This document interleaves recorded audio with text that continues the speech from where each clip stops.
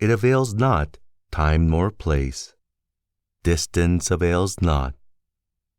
I am with you, you men and women of a generation, or ever so many generations hence. Just as you feel when you look on the river and sky,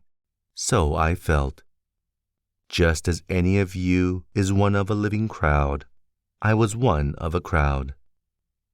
Just as you are refreshed by the gladness of the river and the bright flow, I was refreshed. Just as you stand and lean on the rail,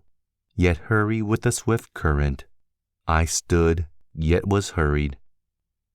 Just as you look on the numberless masts of ships and the thick-stemmed pipes of steamboats,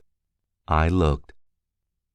I too many and many a time crossed the river of old, watched the 12th-month seagulls, saw them high in the air, floating with motionless wings, oscillating their bodies, saw how the glistening yellow lit up parts of their bodies and left the rest in strong shadow, saw the slow wheeling circles and the gradual edging toward the south,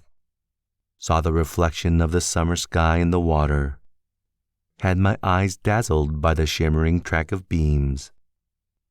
looked at the fine centrifugal spokes of light round the shape of my head in the sunlit water, looked on the haze on the hills southward and southwestward,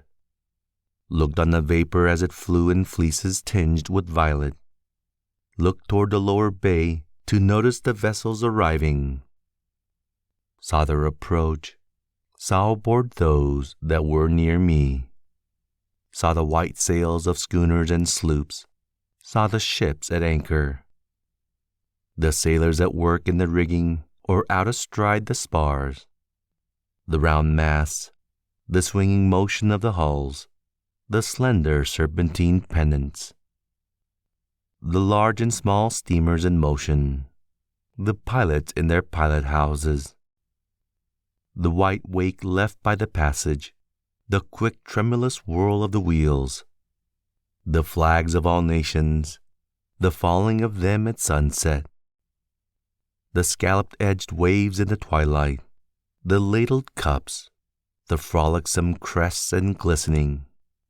the stretch afar growing dimmer and dimmer, the gray walls of the granite storehouses by the docks, on the river the shadowy group,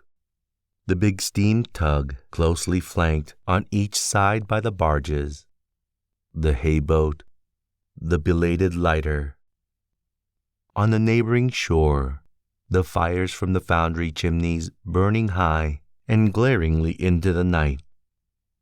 casting their flicker of black contrasted with wild red and yellow light over the tops of houses and down into the clefts of streets.